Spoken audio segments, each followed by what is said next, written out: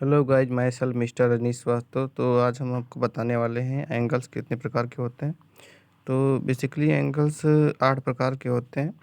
जो पहला एंगल आपका है वो होता है एक्यूट एंगल, जिसे हिंदी में कहते हैं न्यून कोण, जो कि 90 डिग्री से कम होता है, यानी 90 डिग्री से कम होता है।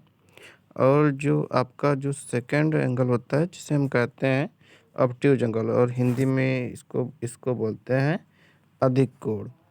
तो अधिक कोण से आपको नाम से ही पता चल रहा होगा कि ये 90 डिग्री से अधिक होता है, इसलिए इसको अधिक कोण या कहते हैं ऑब्ट्यूज एंगल बोलते हैं।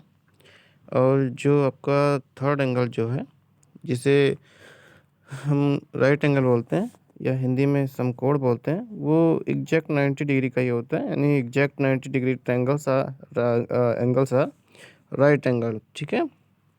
और जो आपका फोर्थ एंगल होता है, जिससे हम लोग कहते हैं स्ट्रेट एंगल। ठीक है। ये एग्जैक्ट 180 डिग्री का होता है। ठीक है। जैसा कि आप लोग यहाँ पे देख भी पा रहे होंगे कि मैंने यहाँ पे थोड़ा सा फिगर बनाने की कोशिश की है। और जो आपका पांचवा एंगल होता है, उसे हम कहते हैं जीरो एंगल, या हिंदी में कह सकते हैं आप इसे शून्य कोण। ये इसका कोई एंगल नहीं होता, ये इसका एक्सटेंड ही नहीं करता, यानी कि इसका कोई भी साइड एक्सटेंड करता नहीं, इसलिए शून्य कोण इसको बोलते हैं। ठीक है। और जो आपका छठा एंगल होता है, वो होता है आपका कंप्लीट एंगल। ठीक है। जो होता है संपूर्ण संपूर्ण कोण बोलते हैं हिंदी में। तो ये होता है टोटल 360 डिग्री का होता है। आप यहाँ पे देख सकते हैं, मैंने कोशिश की बनाने की, 360 डिग्री होती है इसकी। और ये जो आपका जो सातवां एंगल होता है, वो होता है जिसे हम कहते हैं एडजस्टेंट एंगल। देखिए यहाँ पे लिखा हुआ है, यह एडजस्टेंट एंगल, जिसे हिंदी में बोलते हैं आसन्न कोण। ये दो प्रकार के होते हैं।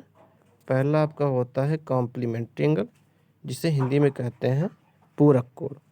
और जो आपका सेकेंड एंगल होता है, उसे बोलते हैं सप्लीमेंट्री एंगल, और या फिर कह सकते हो संपूरक कोण। तो अभी हम चलो अब देखते हैं कि होता क्या है इसके अंदर। तो आपका जो ये पहला एंगल है, क्या बोलते हैं इसको, कॉम्प्लीमेंट्री एंगल, जिसे पूरक कोण कहते हैं।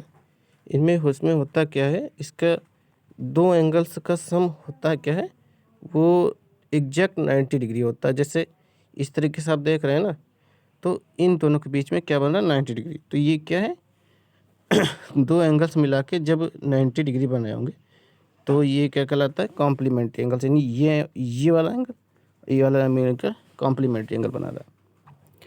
ठीक है। और अब देख रहे हैं आप, तो ये मैंने एग्जांपल भी दिया, जैसे 30 60 डिग्री या 40 या 50 डिग्री का होता है। और जो इसी का जो सेकंड पार्ट होता है, उसे कहते हैं सप्लीमेंट्री एंगल, और हिंदी में कहते हैं इसे संपूरक कोण। तो संपूरक कोण जो होता है, इसके इसमें दो कोणों का योग होता है आपका 180 डिग्री।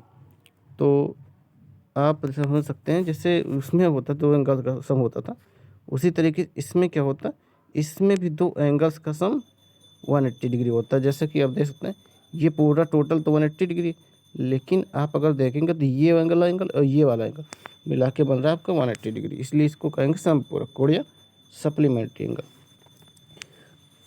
और जो आपका लास्ट एंगल जो होता है, जिसे हम कहते हैं रिफ्लेक्स एंगल।